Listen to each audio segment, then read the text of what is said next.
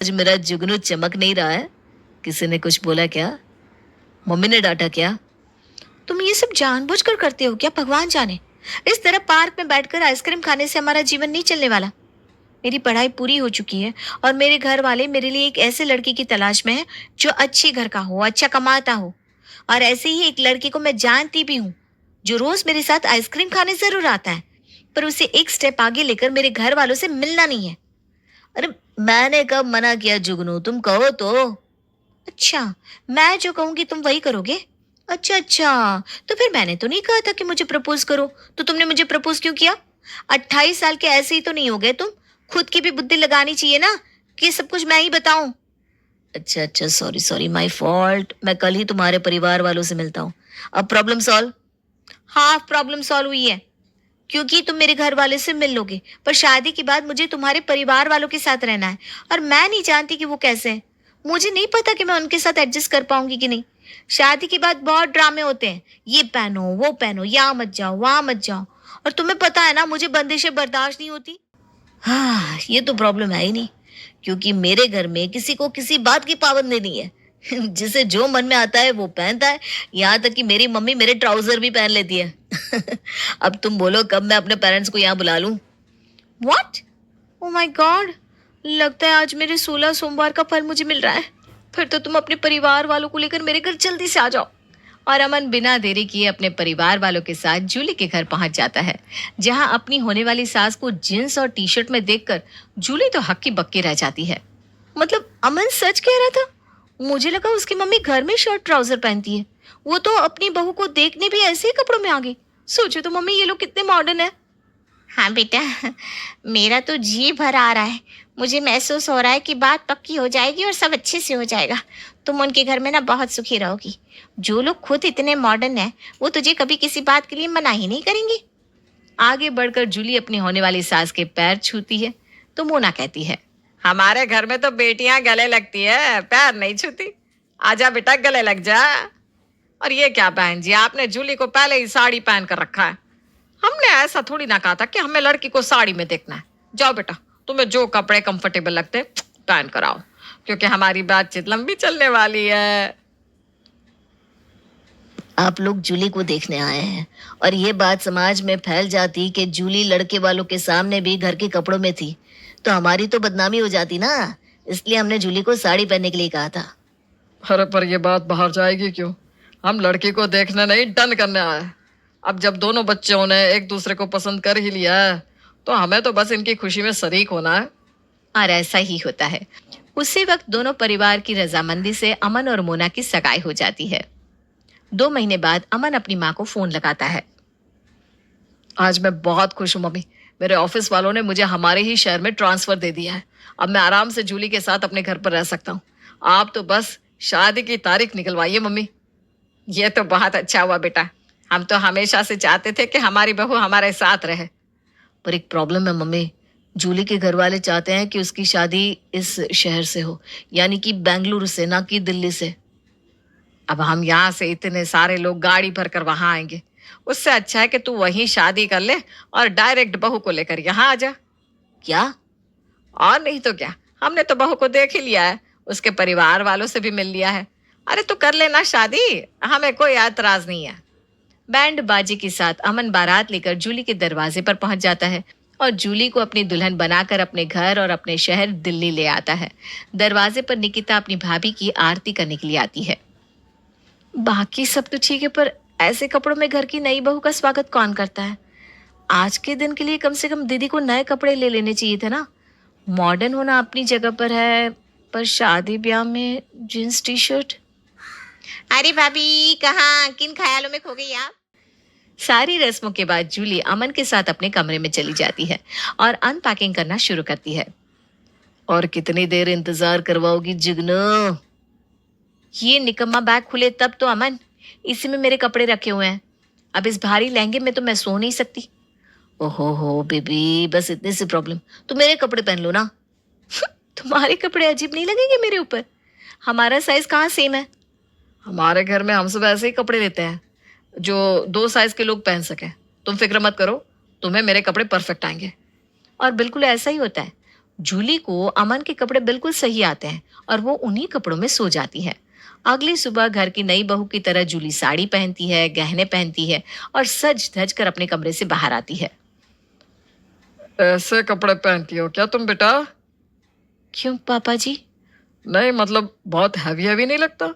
देख हमारी नैन्सी को, ये तो कभी शॉर्ट्स या ट्राउजर के अलावा कुछ पहनती ही नहीं। तभी अपने कमरे से निकलकर मोना बाहर आती है और उसने वही कपड़े पहन रखे थे जो पिछली रात सौरव ने पहने थे। मम्मी जी ने तो वही कपड़े पहन रखे हैं जो मेरे गृह प्रवेश के वक्त पापा जी ने पहन रखे थे। ये क्या बात हुई? बिल्कुल सही कह रहे हैं तेरे पापा जी बेटा। ये साड़ी सूट को छोड़े न जाने कितने जमाने हो गए मुझे।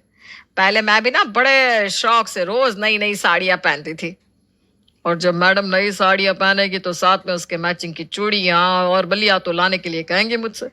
इनके श्रृंगार के पीछे जेब खाली हो जाती थी मेरी। पर उस वक्त मुझे ये समझ में कहाँ आता था। फिर समझ में आया क्या फायदा इतनी बड़ी साड़ी पहनने का, उसे धो फिर सुखाओ फिर समेटो, और साड़ी को समेटना भी ना खुद में एक बहुत ही जिम्मेदारी वाला काम है। और इसी सब झंझटों के कारण मम्मी ने साड़ी पहनना छोड़कर सूट पहनना शुरू किया। पर सूट में भी तो फिटिंग बड़ी जरूरी है। और फिर मम्मी ने सूट पहनना भी छोड़ दिया और हमारी तरह ऐसे ही कपड़े पहनने लगी। वो तो अपनी अपनी पसंद की बात है ना मम्मी जी। अब मैं अपने मायके से इतने सारे डिजाइनर कपड़े लेकर आई हूँ तो पहनूंगी तो सही। और मेरे साथ तो साड़ी को लपेटने की कोई प्रॉब्लम नहीं है क्योंकि मेरी सारी साड़ियाँ ना रेडी टू वेयर है। अब जब पड़ोसी आएंगे और देखेंगे कि घर की बहू नाइट ड्रेस में है तो क्या सोचेंगे? अरे पड़ोसियों का तो काम होता है बातें बनाना, ये कौन सा हमारा खर्चा चला देंगे। और पूजनीय राजेश खन्ना जी क्या कर गए हैं, कुछ तो लोग कहेंगे, लोगों का काम है कहना। जूली को अपने ससुराल वालों की बातें कुछ समझ में नहीं आती। वो रसोई में जाती है और नाश्ते की तैयारी करती हुई अपनी माँ को कॉल लगाती है। मैं तो अपनी ननद को देखकर हैरान थी मम्मी। एक तो शादी में कोई पहुंचा नहीं और जब मैं यहाँ आई तो मेरी ननद टी शर्ट पैंट में थी। घर पर भाई भाभी आ रहे हैं यही सोचकर कपड़े बदल लेती, पर नहीं, ऊपर से आज मेरी सास ने वही टी शर्ट और पैंट पहना था जो कल पापा जी ने पहना था। तेरी सास अपने पति के कपड़े पहनकर कमरे से निकली थी, पड़ोसी के पति के कपड़े पहनकर नहीं। और तुझे क्या मतलब इन बातों से? कोई कुछ भी पहने, तो खुद उनकी लाइफ में रोक टोक करना जा रही है। अब फिर वो लोग अगर तेरी लाइफ में रोक टोक करेंगे तो तुझे अच्छा लगेगा क्या? हाँ, तेरा जो फर्ज है वो कर और खुद जी और दूसरों को जीने दे। किसी ने सही कहा है, घर पर बैठे लोगों के दिमाग में ना फिजूल की 10 बातें आती है।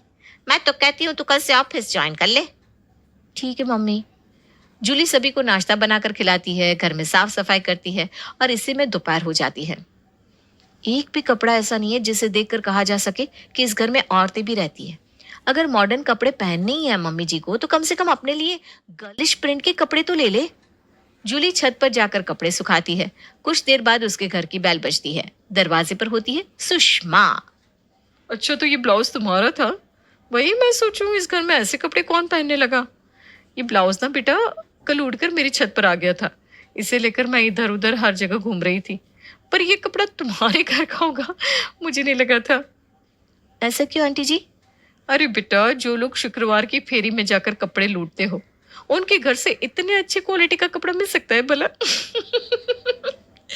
पैसे बचाने के चक्कर में तेरी सास और ननद लड़कों के कपड़े पहनकर बैठ जाती हैं। भाई साहब ठीक है वो खुद के लिए अच्छे कपड़े खरीदते हैं, पर बहन जी उनके कपड़े पहन लेती है। 4 दिन में एक बार कपड़े धोते हैं ये लोग। ये क्या कह रही हैं आप आंटी जी? सो अनहाइजीनिक। छी। और नहीं तो क्या, पैसे बचाने के कारण ही तो उसने शादी यहाँ नहीं करवाई। यहाँ शादी हुई तो उसे तुझे सोना चढ़ाना पड़ता। ऊपर से जिनके घर में शादियों में मोना खा कर आई है उन्हें भी तो शादी में बुलाना पड़ता। पर देखा इसकी होशियारी, अमन की शादी वहीं करवा दी और सीधा तुझे यहाँ बुला लिया। ये सब सुनकर जूली का सर ही चकरा जाता है। हे भगवान, कहाँ फंस गई मैं। अब समझ में आ रहा है क्यों पहले के जमाने में लोग लड़के के परिवार वालों के बारे में छानबीन करते थे। ये लोग तो बड़े कंजूस निकले। जिसे मैं मॉडर्नाइजेशन समझ रही थी वो तो कंजूस ही निकला। जूली अगले दिन ही ऑफिस ज्वाइन कर लेती है ताकि उसका दिमाग घर के इस मैटर में लगे ही ना। इसी तरह 1 महीना बीत जाता है और एक रोज जूली की कलीग्स नेहा उससे कहती है, कौन बनाता है यार तेरे घर में खाना इतना टेस्टी? हाँ, जी तो करता है खाती जाओ खाती जाओ। पूरे ऑफिस में ना तेरे जैसा स्वादिष्ट टिफिन कोई नहीं लाता। कौन बनाएगा इनका टिफिन? खुद ही बनाती होगी। शादी के बाद ना सास बहू की मदद करती है, ना घर में नौकर रखने देती है। नहीं नहीं, मेरी सास ऐसी नहीं है। मुझे ऑफिस आना होता है तो वो ब्रेकफास्ट और मेरे और अमन का टिफिन तैयार कर देती है।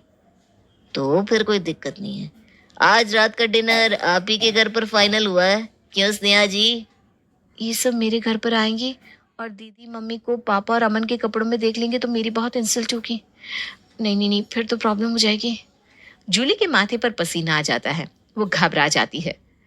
तुम सब रात को आओगे तो मुझे ज़रा पहले ही ऑफिस से निकलना होगा ताकि मैं खाने की तैयारी में मम्मी जी की मदद कर सकूं। ठीक है, मैं चलती हूँ। और ये बहाना देकर जूली ऑफिस से निकल जाती है और सीधा मार्केट जाकर अपनी सास और ननद के लिए कपड़े खरीदती है और उन कपड़ों को लेकर जूली अपने घर जाती है। ये लीजिए मम्मी जी, मैं आपके लिए और दीदी के लिए नए कपड़े लेकर आई हूँ। वो क्या है ना, आज रात को मेरे ऑफिस के कुछ लोग आ रहे हैं तो उनके सामने सब कुछ नॉर्मल दिखना चाहिए ना। तभी दरवाजे से सौरव अंदर आता है और नए कपड़ों को देख लेता है। अरे वाह बहू, ये स्कर्ट तो बड़ा अच्छा लग रहा है। मैं इसे लुंगी की तरह पहन सकता हूँ, इसे मैं ही रख लेता हूँ। और सौरव उस स्कर्ट को पहन लेता है। वाह वाह, ये तो काफी हवादार है। फिर तो मैं आपका वो शर्ट बॉक्सेस के साथ रात को पहन लूंगी, थोड़ा मॉडर्न भी लगेगा। मुझे तो कौन ही देखेगा बेटा। अमन का एक 3/4 पैंट है, मैं वही पहन कर सोती हूँ, उसे ही टी शर्ट के साथ पहन लूंगी। अपने ससुराल वालों की इज्जत बचाने के लिए जूली जो नए कपड़े खरीद कर लाई थी, अब उन्हीं कपड़ों के कारण उसकी इज्जत और ज्यादा जाने वाली थी। कुछ देर बाद उसके ऑफिस के लोग घर पहुंचते हैं। Oh my God, sorry sorry, मुझे लगता है हम गलत घर में आ गए हैं सर। नहीं स्नेहा, हम सही घर में हैं। वो देखिए जूली जी। अरे यार जूली, तेरे घर में आज कपड़ों की फेरबदल हुई है क्या, या फिर कोई ड्रेस का थीम रखा है तूने? वही तो थीम रखा है मैंने। मैसेज तो किया था मैंने ग्रुप में, पर मेरे फ़ोन का डेटा ऑफ था ना, इसलिए मैसेज जा नहीं पाया। कितने अच्छे लग रहे हैं ना मेरे ससुराल वाले। अमन के गले का दुपट्टा तो देखो मेरा है। मुझे तो समझ में नहीं आ रहा तुम्हारे घर में लोगों का इंट्रोडक्शन दूं कैसे। यहाँ ना मिसेस समझ में आ रहा है ना मिस्टर। हाँ, mister Mona and Mrs Saurav. कैसी फैमिली है तुम्हारी जूली? उम्र में तुम मुझसे छोटे हो बेटा, पर मेरी बहू के बॉस भी तो हो, तो कायदे से बड़े भी हो।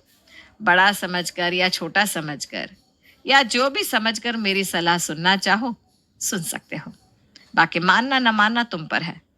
जब एक माँ एक बच्चे को जन्म देती है तो उसे अपने मन मुताबिक सजाती है।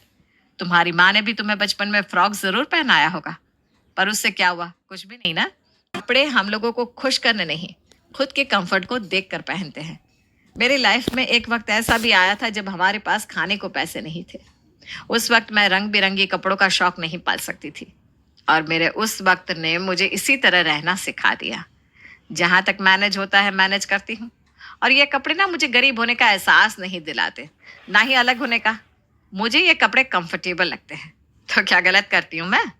गलत तो मैं तब करती जब खुद सजी सवरी बैठी रहती और अपनी बहू से रसोई में सारा काम करवाती। अपनी सास की बात सुनकर जूली की आंखें भर आती है और वहां खड़े सभी लोगों का सर झुक जाता है। तभी स्नेहा कहती है, मेरा तो मन यहाँ हील के सैंडल पहनकर आने का था ही नहीं आंटी जी, पर वही सोसाइटी का प्रेशर। इतनी देर ऑफिस में काम करने के बाद मन तो करता है ट्रैक पैंट और शर्ट पहनकर ही बाहर निकलूं। मैं भी ना आपकी तरह ऐसे लूज कपड़े पहनना चाहती हूँ। और एक राज की बात बताऊं, घर पर कई बार ना मैं अपने भाई के कपड़े पहन लेती हूँ। मुझे भी ना ये कोट पैंट नहीं पहनना है, लुंगी मिलेगी क्या? हाँ हाँ सर, पापा जी की लुंगी तो है ही। आज तो उन्होंने लुंगी ना पहनकर स्कर्ट जो पहनी है कमरे में होगी, अब भी लाती हूँ। हाथ में अपने ससुर की लुंगी लिए अपने पति के कपड़ों में जूली बाहर आती है और उसे देखकर सभी तालियां बजाने लगते हैं। इस परिवार ने मुझे किसी चीज़ की कमी नहीं होने दी, पर फिर भी मुझे एक बात खटकती कि आप लोगों के कपड़े देखकर लोग क्या बोलेंगे। मुझे भी इस तरह रोज़ तैयार होना समझ में नहीं आता था मम्मी जी। ऑफिस जाओ, वापस आने के बाद फिर से मेकअप लगाकर अच्छे कपड़े पहनकर बैठो, ताकि अगर कोई पड़ोस वाले आ जाए तो बातें ना बनाए। पर आज मुझे एहसास हुआ कि आप सही कहती हैं। कुछ तो लोग कहेंगे, लोगों का काम है कहना। हमें अपना कंफर्ट दिखना चाहिए, पड़ोसी हमें पैसे देने नहीं आने वाले। तो पजामा पार्टी शुरू करो और लगाओ खाना। और अपने ससुराल वालों की ड्रेसिंग सेंस चेंज करने में लगी जूली खुद उन्हीं की तरह बन जाती है।